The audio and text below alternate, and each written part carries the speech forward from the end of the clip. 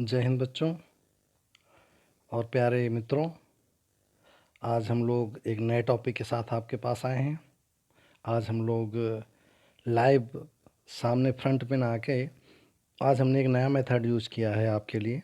कारण ये था कि उस इसमें जो आज हमें पढ़ना है जिस टॉपिक को, इस टॉपिक में फैक्ट बहुत अधिक थे और फैक्ट्स अधिक होने के कारण इसे वर्बल बता पाना संभव नहीं था कहानी के रूप में। तो हम आज आपको इसको फैक्ट को आपको एक एक क्लैरी करके, क्योंकि इसमें शब्दावली बड़ी कठिन थी तो हमने चयनित किया, क्योंकि सामने हम कुछ भी बोल के चले जाएंगे वो समझ में आएगा नहीं कि शब्द तिरुवल्लूर, करईकुलम, करकुत्ता, इसे ढेर सारे शब्द होंगे जिनका मीन्स नहीं समझ में आएगा इसका मीन्स क्या। तो हम यहाँ पर एक एक चीज़ को इलेबरेट करके आपको बताते चलेंगे ताकि आप आसानी से चीज़ों को समझ सकें। इसलिए हमने आज इस विधा को अपनाया और उम्मीद है आप इसे अच्छा पसंद करेंगे और इसे लाइक करेंगे। और आपको बहुत बहुत धन्यवाद कि आपने, बहुत सारे लोग, सैकड़ों की संख्या में आप लोगों ने इसे व्यू किया, देखा और पसंद कर रहे हैं, प्यार दे रहे हैं और अच्छा कुछ सीख रहे हैं। इससे हमें बड़ी खुशी है और उम्मीद करते हैं कि ये बिंदु भी आपको अच्छे लगेंगे और अधिक से अधिक आप अब इसे लोगों तक पहुंचाइए ताकि केवल आपका ही नहीं, हमें सबका भला करना है। उद्देश्य हमारा पहले दिन से ही था कि संकल्प एक परिवार है, न कि एक व्यावसायिक संस्थान। तो आप इस परिवार को और बड़ा करिए और हम सब आपके साथ हैं, उसमें हम आपकी मदद करेंगे। आप हमारी इतनी मदद करें कि आप लोगों तक बात पहुंचाएं, लेकिन उन्हीं तक पहुंचाएं जो इसको सीखना चाहते हैं। अगर डिब्बे का ढक्कन बंद हो तो आप उसके अंदर कोई चीज़ नहीं भर सकते। इसी प्रकार जो नहीं सीखना चाहता आप उसे सिखा भी नहीं सकते। तो जो सीखना चाहे, अच्छा सीखना चाहे, उस तक ज़रूर पहुंचाएं। ठीक है, चलिए तो आज हम बात करेंगे किस प्रकार गुप्तों का पतन हुआ, किस प्रकार गुप्त साम्राज्य अपने अंतिम चरम पे पहुंचा और किस प्रकार नए कुछ वंशों ने जन्म लिया दक्षिण भारत में।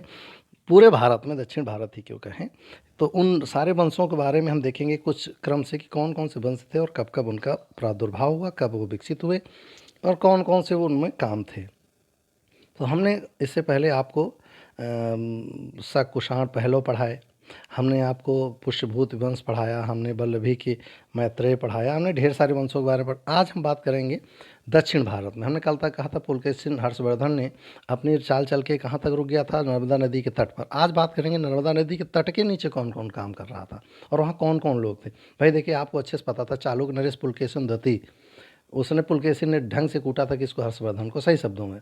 तो वो वापस जा चुका था। तो अब विकल्प हमारे पास ये था कि हम देखें नीचे कौन कौन शासन कर रहा। तो आज हम संगम काल को लेकर बात करेंगे। संगम काल सबसे ज़्यादा प्रश्न आए थे पीसीएस में और उसको लेकर बड़ा कंट्राडिक्शन हुआ कि सर आपने संगम काल छोड़ दिया। तो इस बार हम संगम काल लेकर आएंगे और संगम काल के दौरान क्या क्या घटनाएं हुई वो सारी चीज़ें हम आपको आज बताएंगे। ठीक है, तो आज हम बात करने जा रहे हैं संगम काल की। तो देखिए, पहले ही मैं आपको बता दूं, संगम का अर्थ होता है किसी चीज़ का संग्रह होना, एक जगह इकट्ठा होना। तो संग्रह का अर्थ होता है समिति या संग्रह, यानी यूँ कह लें कि किसी एक स्थान पर कई चीज़ों का आकर क्या होना, जुड़ जाना, ये क्या कहलाता है, संगम कहलाता है। तो हम जब बात कर रहे हैं संगम की तो हमें ये चीज़ ध्यान रखनी होगी कि इस संगम, इसे संगम काल क्यों कहते हैं। अरे भाई, इस दौरान भारत में कोई एक स्थापित सत्ता न होने के कारण हमने कोई ऐसी दक्षिण भारत में कोई एक ऐसा लीजेंड टाइम नहीं मिलता कि इस दौरान इन्होंने शासन किया, इस दौरान इन्होंने शासन किया, इस दौरान इन्होंने शासन किया। यही कारण है हम इसके बारे में नहीं कुछ स्पष्ट रूप से कह सकते। फिर भी संगम काल हम इसीलिए कह रहे हैं क्योंकि इसमें होता क्या था कि जब दक्षिण भारत में कुछ लोग अपने साहित्य के माध्यम से क्रांति लाना चाह रहे थे और वे लोग क्रांति लाने के क्रम में कुछ साहित्य सृजन करते थे। लेकिन अब ये साहित्य वैलिड है कि इनवैलिड है, इसके लिए लोग एक जगह इकट्ठा होते थे, अपनी अपने साहित्य को लेकर अपनी बात रखते थे। उसमें जिसका साहित्य बेहतर होता था उसका चयनित किया जाता था और उसे लोगों तक पहुंचाया जाता था। लेकिन बाकी जो बचे हुए थे उन्हें एक्सेप्ट नहीं किया। आज भी तो होता है, कोई पब्लिशर के पास आप जाते हैं तो आपकी बुक ऐसे नहीं पब्लिश हो जाती, उसको पहले पढ़ा जाता है, एडिटर देखता है, तब उसको आपको पास करता है। क्या, तो यही होता था संगम में। तो सही शब्दों में इस काल की जानकारी हमें किसके माध्यम से मिलेगी, साहित्य के माध्यम से मिलेगी। और तीन साहित्य के बारे में पता, तीन शासकों के बारे में पता चलेगा। पहला चोल है, फिर चेर है, फिर पांड्य। चलिए आज की कहानी शुरू करते हैं। कैसे क्या हुआ, बड़ा मजा आएगा इसको पढ़ने में। शब्दावली पे मत जाइएगा, कठिन है, लेकिन कहानी बड़ी अच्छी है। चलिए चलते हैं भाई नीचे की ओर, दक्षिण में क्या होता है। हाँ, तो बात है भाई 100 एडी से लेकर 600 एडी के बीच, लेकिन कहीं कहीं किताबों में आपको 300 एडी मिलेगा। तो जिरह करने की ज़रूरत नहीं है क्योंकि उसका काल कभी पूछा नहीं जाएगा। अगर आ भी जाता है तो आप 100 से लेकर 600 आए तो जवाब लगा दीजिए, 600 लेकर 300 आए तो डबल लगा, दोनों कभी एक ऑप्शन में नहीं आएंगे, है ना। चलिए तो अब बात करते हैं कि संगम का अर्थ हमने आपको बता दिया। संगम की तिथियों का सही क्रम उपलब्ध नहीं है, ये भी हमने आपको बता दिया। संगम की संपूर्ण जानकारी किससे मिलती है, अभी अभी हमने आपसे कहा। संगम काल की संपूर्ण जानकारी हमको किसके माध्यम से मिलती है, देखिए अभी हमने कहा था साहित्य के माध्यम से मिलती। तो ये जानकारी हम साहित्य के माध्यम से करेंगे तो हम देखेंगे साहित्य में कौन कौन सी चीज़ें आती हैं, है ना। तो ये था संगम वह स्थान होता है, यह था जहाँ पर विद्वजन, विद्वजन माने बौद्धिक लोग, एक जगह अपनी पुस्तकों, अपनी रचनाओं, कृतियों का क्या अनुमोदन कराने के लिए आते थे, है ना। ये कहानी थी। अब ध्यान रखेंगे, संगम तमिल कवियों की सभा थी जिसमें तमिल साहित्य रचा गया। तो यानी हम बात किसकी करेंगे, तमिल साहित्य की। तो इस तमिल साहित्य में हमें देखना है क्या है कि तमिल साहित्य में ज़रा गौर करिएगा, जितने भी ग्रंथ होंगे तमिल में लिखे जाएंगे, लेकिन बाद के कुछ ग्रंथ ऐसे हैं जो किस में लिखे जाते हैं, संस्कृत में लिखे जाते हैं। तो इन समितियों को 3 बार पुस्तकों की रचना के लिए 3 समितियां बनेंगी, जिनका आगे हम एक एक करके उल्लेख करेंगे। तो ये 3 समितियां कौन संगम हुए, कौन कौन से हैं, एक एक करके हम अभी देखते हैं कि कौन कौन से संगम आयोजित हुए थे। ठीक है, तो इससे पहले हम ये देखेंगे कि यहाँ पर शासक कौन कौन हुए और उन शासकों की कहानियाँ क्या थी। ठीक है, तो आज हम बात करेंगे उन शासकों की जिन्होंने इस दौरान क्या किया, शासन किया। तो चलिए भाई बात करते हैं किसकी, पहले शासक। और पहले शासक कौन है भाई, ये लोग हैं चोल। तो चोल कौन थे, कहाँ शासन करते थे, ज़रा इसको देख लेंगे कि ये लोग थे कौन। तो सबसे पहले ज़रा हम मैप में देख लें, अगर हम ये दक्षिण भारत मान लें तो देखिएगा यहाँ पर चेर लोग शासन कर रहे थे, यहाँ पर चोल लोग शासन कर रहे थे, और बचे हुए इस भाग पर यहाँ पर पांड्य शासन कर रहे थे। तो एक तरफ चेर थे, एक तरफ चोल थे, और दूसरी तरफ यहाँ पे कौन थे, पांड्य थे। तो ये 3 शासन अपने अपने स्थानों पर कर रहे थे। हम आगे मैप में इसको देखेंगे बड़ी आसानी से। तो भाई बात कौन कर रहे हैं, चोलों की। संगमकालीन चोल वंश की स्थापना करिकाल ने की थी। स्पष्ट उल्लेख में बोल रहा हूँ, करिकाल ने की थी। कहीं कहीं पर कोच्चे नगनाग की बात आएगी, वो द्वितीय संस्थापक हैं, इसके पहले संस्थापक कौन थे, करिकाल थे। तो ये कहानी किसकी, करिकाल की। इस समय 2 राजाओं का उल्लेख मिलता है, कौन कौन, देखो मैंने पहले कहा, पहले मिलते हैं करिकाल, दूसरे मिलते हैं कोच्चे नगना। इसे मैंने कहा था इसको वर्बल बोलना सही नहीं था, इसे लिख कर बताना ज़्यादा आसान था। अगला, पेन्नार तथा वेल्लूर नदियों के बीच। तो अगर हम ऐसे इसको बात करें, और ये अगर चोल साम्राज्य है तो एक नदी ऐसे आती थी, एक नदी ऐसे आती थी। तो ये जो बीच का भाग होता था, इस वाले भाग को हम कहते थे चोल साम्राज्य। तो ये बीच की नदी के भागों में ये शासन करते थे। इनकी प्रारंभ में राजधानी मनलूर थी। मनलूर यानी कि बिल्कुल यूँ कहें कि ये तट पर की राजधानी थी। जो इसी तट की राजधानी को बाद का नाम दिया जाएगा पुहार राजधानी। क्या नाम दिया जाएगा, पुहार राजधानी। तो ये था। इसकी बाद को 2 राजधानियाँ बनी, एक राजधानी बनी उरैयूर, दूसरी बनी तंजायूर। ठीक है, अब आपसे क्वेश्चन पूछा गया था उरैयूर किस लिए प्रसिद्ध था, तो ध्यान रखिएगा उरैयूर किसके लिए प्रसिद्ध था, तो उरैयूर प्रसिद्ध था कपास के लिए। क्या के लिए, कपास के लिए, है ना। तो अगला है, चोलों की तटीय राजधानी क्या थी, अभी मैंने आपको बताया तटीय राजधानी क्या थी, पुहार थी। पेपर में बहुत बार आ चुकी है, और संगम काल सबसे ज़्यादा प्रश्न पूछे जाते हैं, और फिर आप जवाब नहीं दिए, शब्दावली कठिन होने के बाद। और जरा देखिए, एक युद्ध हुआ यहाँ पर, एक युद्ध किस कहाँ कहाँ हुआ, चेर राजा और एक चेर और दूसरा पांड्य, इनके 11 राजाओं का युद्ध किसके साथ हुआ, चोलों के साथ हुआ। और चोलों ने इनको ढंग से, इनकी लड़ाई झगड़ा हुआ, और इस युद्ध को नाम दिया गया वेंडी का युद्ध। और इस वेंडी के युद्ध में चोल क्या हुए, विजय हुए, और ये दोनों क्या हुए, हार गए। तो इस युद्ध में, वेणी के युद्ध में चोलों की, क्वेश्चन कैसे आता है, वेणी का युद्ध किन के बीच हुआ, तो चेर पांड्य और चोल के बीच में हुआ। इसमें विजयी कौन हुआ, तो चोल लोग विजयी हुए, चेर और पांड्य हार गए। अब एक कहानी में भी आपको इसके बारे में हम बताने वाले हैं। तो अब आगे लिए फैक्ट के लिए क्या करेंगे, सिंचाई के लिए तालाब इसी समय खोदना प्रारंभ हुए। और आपको मैं जवाब बता दूं, तमिलनाडु में भारत में सर्वाधिक तालाबों से सिंचाई होती है, क्योंकि वहाँ कुएं खोदना आसान नहीं है। तो पत्थरीले भाग होते हैं, वहाँ पानी इकट्ठा होता है, और उन्हीं तालाबों से सिंचाई होती है। करिकाल 7 स्वरों का ज्ञाता एवं वैदिक धर्म का अनुयायी था। ये उसके बारे में बेसिक जानकारी मिलती है। अगला देखिए, चेरों के बारे में बहुत ज़्यादा जानकारी मिलना संभव नहीं था, क्योंकि ये बहुत समय कम शासन ही किए। इनका जो प्रतीक चिन्ह था वो धनुष था। क्या था, धनुष। इनका मछली है, और उनका क्या था, तीर था, है ना। तो सॉरी, बाघ था। चोलों का बाघ है, चेर का धनुष है, और पांड्यों का मछली भी आते हैं, आप समझ पाएंगे। तो जो चेर संस्थापक था, इसका नाम था उदयन। ये उदयन वो वाला नहीं है, ये उदयन दूसरा है। तो उदयन जेरल, इसका नाम था उदयन जेरल। तो इसका जो संस्थापक था वो उदयन जेरल था। और इस उदयन जेरल ने अपनी राजधानी मरंदई को अपनी राजधानी बनाई थी। किसको राजधानी बनाया था? मरंदई को अपनी राजधानी बनाया था। तो देखेंगे जरा मरंदई, तो ये है मरंदई को अपनी राजधानी बनाया था, है ना। और यौनों को कैद किया। वो कहते हैं इसके यहाँ जो व्यापारी आते थे यौन, उनको कैद कर लिया इसने, बहुत सारे यौनों को, और उनसे बहुत बड़ा हर्जाना लिया, तब उनको छोड़ा और इस आधार पर उसने बहुत सारा धन एकत्र कर लिया था। तो इसके बाद हम बात करते हैं, इसने समस्त भारत पर विजय चाही, वह हिमालय पर अपना धनुष चिन्ह अंकित किया था। क्वेश्चन पूछता है कि किसने धनुष चिन्ह अंकित किया? तो चेरों ने। सेन गुट्टवन, इन्हें लाल चेर भी कहा जाता है, सबसे महान शासक हुआ चेर वंश का। और शेर गुट्टवन जो था, इसने बताया है कि इनके यहाँ जो इसने जो रचना रखी लिखी है उसमें कहा है कि ये चेर जो थे ये मात्र सत्तात्मक हुआ करते थे। और आपको अच्छे से पता है दक्षिण भारत में गन्ने की अच्छी खेती तमिलनाडु के क्षेत्रों में होती थी। ये सारी शुरुआत किसने कराई थी? ये सारी शुरुआत किसने कराई थी? चेरों ने शुरू कराई थी। ठीक है, तो ये कहानी थी चेरों की। ज़्यादा चेरों के बारे में हमको इतिहास में नहीं मिलता। हाँ, अगला जो शासक हुआ ये बढ़िया था, ये पांड्य थे। इन्हीं के समय तीनों ही संगम हुए थे, जो शैक्षिक संगम, साहित्यिक संगम थे, इन्हीं के समय हुए। कहा जाता है कि लगभग 197 197 पांड्यों ने मिलकर कराया था तीनों समितियों का स्थापना। सर्वप्रथम इसका उल्लेख मिलता है मेगास्थनीज की इंडिका में। इनकी प्रारंभिक राजधानी मदुरई थी, आज चेन्नई कह सकते हैं। और यहाँ पर कहा जाता है हेराक्कल नाम की एक महिला शासिका हुआ करती, इसीलिए मान सकते हैं कि जो पांड्य थे ये भी क्या रहे होंगे? मात्र सत्तात्मक रहे होंगे। इसके बाद नेडियोन नामक एक शासक हुआ जिसने समुद्र की पूजा प्रारंभ कराई, और इसे ही प्रथम ऐतिहासिक राजा भी पांड्य वंश का कहा जाता है, जिसने अपनी उपाधि क्या कही थी? महेश्वर नामक उपाधि धारित की थी। अगला शासक आता है नेंडुजेलियन। देखो मैंने पहले कहा था अगर मैं ओरल आपके सामने होता तो आप समझ नहीं पाते मैं क्या रहा हूँ। तो अगला शासक कौन हुआ? नेंडुजेलियन। ये कब योद्धा और रोम शासक के दरबार में अपना दूध भेजने वाला एकमात्र पांड्य शासक रहा होगा। जो पांड्यों की प्रारंभिक राजधानी थी वो कोलाकाई थी, जो बाद में बदल कर उन्होंने क्या करी थी? मदुरई करी थी, है ना।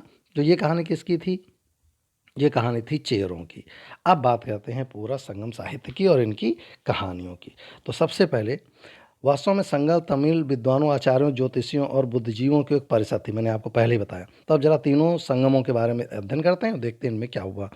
सबसे पहले मदुरई में पहला वाला आयोजित हुआ। इसके आचार्य कौन थे? अगस्त्य थे, और इनकी अध्यक्षता में ये हुआ था। अगस्त्य को ही माना जाता है कि दक्षिण भारत में आर्य संस्कृत को लाने का श्रेय किसका है? अगस्त्य ऋषि का। आप अगस्त्य ऋषि खूब जानते हैं अच्छे से, इन्होंने श्राप दिया था। तो इन्होंने, अगस्त्य ऋषि ने ही पहली संगम का आयोजन मदुरई में हुआ, जिसके अध्यक्ष कौन थे? अगस्त्य थे।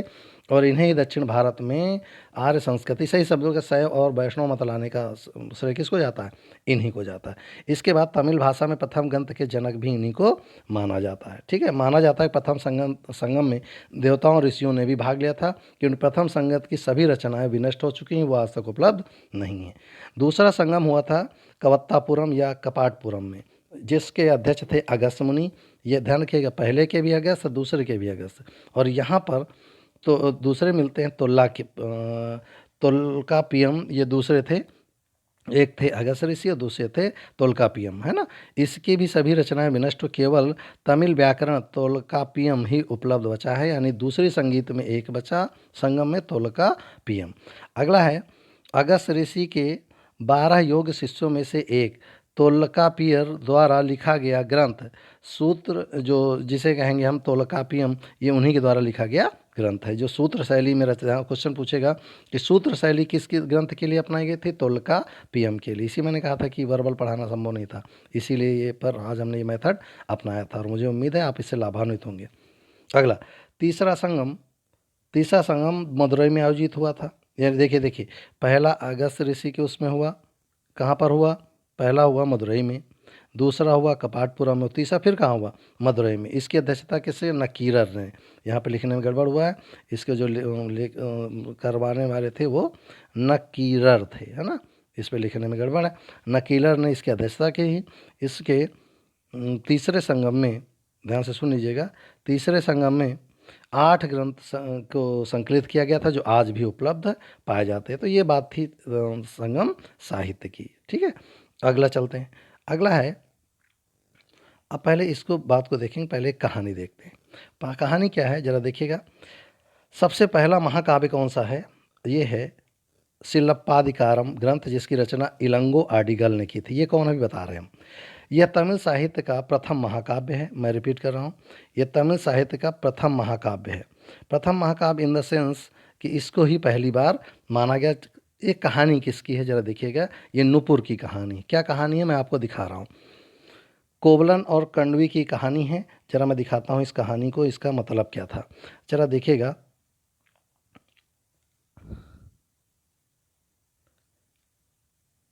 हाँ, चलिए अब इस कहानी को ज़रा देखिएगा कि इसमें कहानी क्या होती है। कहानी ये है कि यहाँ पर देखिए ज़रा, ये क्यों समय लग रहा है ज़रा देखिए। हुआ क्या, चोल में कोवलन और कन्नगी नाम के दो व्यक्ति रहते थे। जो कन्नगी थी वो एक बहुत रईस घरों की लड़की थी और कोवलन एक सामान्य परिवार का लड़का था। दोनों के बीच प्रेम प्रसंग होता है और प्रेम प्रसंग होने के चक्कर में ये दोनों आपस में मिलते हैं। इन दोनों के आपस में क्या हो जाती है, शादी हो जाती है। और शादी होने के चक्कर के बाद ये सोचता है अपने राज्य प्रसार के लिए, और राज्य प्रसार के लिए ये दूसरे स्थान पर जाता है। चोल में ही दूसरे स्थान पर जाता है जहाँ इसका संपर्क होता है एक नर्तकी से, और उस नर्तकी के चक्कर में आकर यह अपना समस्त राज वैभव क्या कर देता है, समाप्त कर देता है। धीरे धीरे ये इतना कमज़ोर हो जाता है, इतना कमज़ोर हो जाता है कि इसके पास कुछ भी व्यवस्था नहीं है। और एक समय आता है कि वो अपना घर छोड़कर चल देता है कि अब हम कहीं दूसरी जगह जाकर अपना व्यवसाय करेंगे। अब जाता है कहाँ पर, अब जरा देखिए वो कहानी क्या बनती। अब वो चोल शासन, यहाँ से चोल से चलता है साम्राज्य से, और कहाँ प्रवेश करता है, पांड्य में। और पांड्य जाने के लिए बीच में उसमें बहुत सारे जंगल पड़ते हैं, बहुत सारे जनजातियाँ पड़ती जिससे उसका सामना होता है। अब पहुँचता कहाँ है, पांड्य नरेश के यहाँ। और जैसे ही पांड्य नरेश के यहाँ पहुँचता है, वैसे ही अब इसकी पत्नी जो थी कन्नगी, उसने कोवलन को एक सुझाव दिया कि देखो तुम्हारे पास अब कुछ बचा तो है नहीं, तो तुम एक काम करो। उसके पैरों में पायल थी, और पायल में बड़े रईस लोग थे, तो पायल में खूब सारे नगें लगी थी। नग माने आप हीरे जवाहरात पर लगे थे, बहुत कॉस्टली था। अब वो लेकर पहुंचा पांड्य राज जौहरी के पास। जौहरी के पास जैसे ही पहुंचा, संयोग था इसका कि उस समय यहाँ पांड्य राजा के रानी का पैर की पायल खो गई थी। पायल को कहा जाता है नुपुर। तो इसकी एक एक खो गई थी, तो उसकी तलाश में इस जौहरी ने जाकर राजा को बताया कि भाई जो चोरी हो गई थी वो पायल मिल गई है और वो बैठा है वहाँ पर। तो ये जाकर जाता है और इसको पकड़कर इसकी नुपुर ले लेता है और इसकी क्या कर देता है, हत्या कर देता है। इस प्रकार जैसे इसकी हत्या कर देता है, वैसे कण्डगी को श्राप दे देती, किसको, इस राजा को। और एक तरह से पांड्य राज पूरी तरह से क्या हो जाता है, समाप्त हो जाता है। अब इसके बाद अब ये क्या करती है, ये कण्डगी यहाँ से चलती है और कहाँ पहुँचती है, चेर राजा के यहाँ। और जैसे चेरों के यहाँ पहुँचती है, वैसे ही चेर इसको बहुत सारा सम्मान देते हैं और इसको ही एक देवी के रूप में मानते हैं ना, क्योंकि पांड्यों को निपटा गए थे, देवी के रूप में मानते हैं। और बात को आपको पता है कि चेर कैसे थे, मात्र सत्तात्मक हो गए केवल इस कण्डगी की कहानी के लिए। तो एक पायल के लिए, जिसे हम लोग क्या कहते हैं, नुपुर कहते हैं, पायल का एक पर्यायवाची नुपुर भी है। तो पूरी कहानी इस नुपुर को लेकर होती है। तो सिलप्पादिकारम में, ग्रंथ में, इसी कहानी को लेकर कहानी बनाई गई। तो ये कहानी थी जो उसमें लिखी हुई है ना। ये है बहुत महत्वपूर्ण जो हमने आपको बताया। अगला है मणिमेखलई, जो रचना मदुरा के एक बौद्ध व्यापारी सौतेले, जिसको सतनार, उसने लिखी थी। और क्या है जरा देखें ना, मणिमेखलई की रचना सिलप्पादिकारम के बाद हुई, यानी इस ग्रंथ के बाद इस ग्रंथ की, इसके बाद इस ग्रंथ की रचना हुई। ऐसा मानता है कि जहाँ पर सिलप्पादिकारम की कहानी खत्म होती है, वहीं से मणिमेखलई की कहानी प्रारंभ होती है, क्योंकि सारा साहित्य यहीं से है। तो सतनार ने इसको जो लिखा था, इसकी जो पात्र है वो मणिमेखलई है, जो सिलप्पादिकारम में नायक कोवलन की दूसरी पत्नी माधवी वैश्या थी। यानी जो कोवलन था, जो वैश्या जिसके चक्कर में पड़ा था, नर्तकी के चक्कर में, उसका नाम था माधवी। और इसी माधवी वैश्या से जन्म लेने वाली थी मणिमेखलई, जो जिसकी अगली कहानी बनती है मणिमेखलई रचना में। तो ये कहानी थी अगली किसकी, मणिमेखलई रचना की। तो आपको पूछेगा किस किस कहानी है, तो ये कहानी है मणिमेखलई नामक एक महिला की, बौद्धों के एक प्रचलित कहानी के रूप में। अगला है जीवक चिंतामणि। जीवक चिंतामणि, ध्यान रखिएगा, ये बौद्ध प्रेरित, ये बौद्ध प्रेरित। अब ये कौन सी आ जाएगी, जैन प्रेरित। जीवक चिंतामणि जैन मुनि एवं महाकवि तिरुक्तकेश्वर की अमर कृति है। फिर रिपीट कर रहा हूँ, उनके नाम ही तो कठिन थे, तभी तो आना पड़ा। तिरुक्तकेश्वर की अमर कृति है। जब जीवक चिंतामणि महाकाव्य में कवि ने जीवक नामक राजकुमार का जीवन वृत्तांत प्रस्तुत, यानी सही का भाई शब्दों कहें तो किसी जैन साहित्यकार की जीवनी का वर्णन किया गया है। इसके बाद सबसे महत्वपूर्ण है तिरुक्कुरल। इसकी रचना तिरुवल्लुवर ने करी थी। तिरुवल्लुवर को ध्यान रखिएगा ब्रह्मा का अवतार माना जाता है। तो ये नीति शास्त्र के महान रचना है और इसको बहुत महत्व दिया जाता है दक्षिण भारत में। तो ये कहानी थी महाकाव्यों की, कहाँ, दक्षिण भारत में, है ना। अब जो तीनों संगम हुई थी उनको जरा एक बार देख लेते हैं। सबसे पहली संगम हुई थी, आपको अच्छे से पता है कि स्थान कौन सा था, मदुरई। अध्यक्षता किसने की, अगस्त्य ने करी। द्वितीय संगम स्थान कहाँ था, कपाटपुरम अल्वलाई। अध्यक्षता किसने, अगस्त्य में, पहली दूसरी में अगस्त्य थे ही। और तीसरी संगम कहाँ हुई, मदुरई में। पहली मदुरई, दूसरी मदुरई के, सॉरी, पहली और तीसरी मदुरई में, दूसरी कपाटपुरम में। तो इसकी अध्यक्षता नकीरत, देखिए मैंने कहा था ना वहाँ संशोधन करने में गड़बड़ हो गया, तो नकीरत ने की थी। ये कहानी थी हमारे संगमकालीन साहित्य और संगम राजाओं की, ठीक है। इसके बाद भौतिक आधार पर राज्य को 5 भागों में संगम साहित्य को बांटा गया था। पहले कंजी पर्वत के आसपास क्षेत्र में, दूसरा वलई पर्वत या पलई पर्वत के पलई मतलब होता है निर्जन स्थान। अगला है मुल्लई के स्थान यानी जंगल के रूप में। दूसरा है मरुदल के रूप में यानी जूते मैदान के रूप में। और नेतल यानी समुद्र तट के। अब ये कहानी क्यों इस आधार पर, भाई जब कन्नगी और कोवलन चले थे कहाँ से, याद करिए, यहाँ से चले थे चोल साहित्य से, और कहाँ आए थे, पांड्य शासन में। और जब पांड्य शासन में आए थे तो सबसे पहले उन्हें पर्वत मिले, फिर उनको निर्जल स्थान मिले, फिर उसके बाद उन्हें जंगल मिले, फिर उसके बाद जूते मैदान मिले, अंत में समुद्र तट पहुँचे और वहीं पर पकड़े गए। तो इसको भौतिक आधार पर भी संगम साहित्य को बांटा जाता है। तो ये वर्गीकरण था किसके आधार पर, क्षेत्र के आधार पर। देखिए इसी को यहाँ पर भौगोलिक आधार पर उन्होंने दिया है। कुरुंजी पर्वत के जो निवासी थे उन्हें कुरवर कहा जाता था, उनके देवता को मुरुगन कहते हैं। पल्लई निर्जन स्थान कहते हैं जिसके देवता को कोरनाबाई कहते हैं। मुल्लई को जंगल कहते हैं जिसके देवता वेन विष्णु हैं। इसी को कुरुम्बूर गडरिया की कहा माना जाता है कि गडरिया थे। मुरुदल बताया था ना, उसको बहुत सारी जनजातियाँ मिली थी। ऐसे ही मरुदल जुते हुए खेत इंद्र के रूप में हैं, उर्वर कृषक माना जाता है। अगला है नेतल या समुद्र ईश्वर वरुण के रूप में और पटदार के रूप में माना जाता है। तो ये कहानी थी उनके क्षेत्र के आधार पर देवताओं का वर्गीकरण। ये था हमारा पूरा संगम साहित्य। बाकी ये नोट्स हैं जिसे आपको केवल देख लेना है परीक्षा के दृष्टि से। छोटी छोटी चीज़ें हैं, जैसे मुल्लन चारागाह को कहते हैं, मरुदल उपजाऊ भूमि को, कुरंजी पहाड़ियों और वन को, नेतल तटीय क्षेत्र को, करूची किसको कहते हैं, दाखेट को। ऐसे ही एक चार्ट मैंने दिया ताकि आपको परीक्षा में थोड़ी सी सहूलियत हो सके। ये छोटे छोटे बिंदु हैं, इनको आप नोट कर लीजिएगा क्योंकि इसका कहानी संबंध नहीं केवल फैक्ट था, इसीलिए मैंने आपको फैक्ट के रूप में आज इसको पढ़ाया है, ठीक है। तो ये थी पूरी कहानी संगम साहित्य की। बेसिकली आपको यहाँ आपने क्या सीखा, हमने सीखा संगम कुछ नहीं है, अपनी रचनाओं को प्रकट कराने प्रस्तुत करने का एक स्थान हुआ करता था। उन्हीं साहित्य के आधार पर वहाँ निवास करने वाले लोगों के बारे में जानकारी मिलती है और इसी जानकारी के आधार पर वहाँ 3 शासक पाए जाते हैं, चोल चेर पांड्य। एक लोक शासन अभी मैंने आपसे कहा कि इधर इनका जो था ये तीर धनुष था, और इनका जो था वो बाघ था, और इनका मछली था।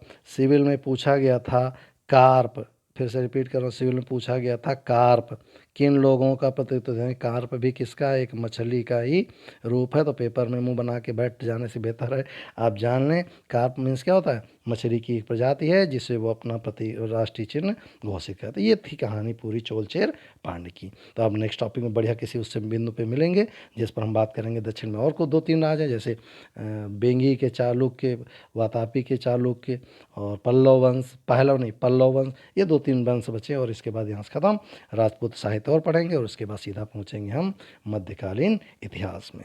इसका नोट्स बनाते रहेगा, अच्छे से पढ़ते रहेगा। करेंट्स वाला रोज़ को रोज़ देखा करिए, कई बार उसको देखेंगे तो आपको आसानी से याद हो जाएगा। आज फिलहाल इतना ही, मिलते हैं नेक्स्ट टॉपिक में। फिलहाल के लिए जय हिंद।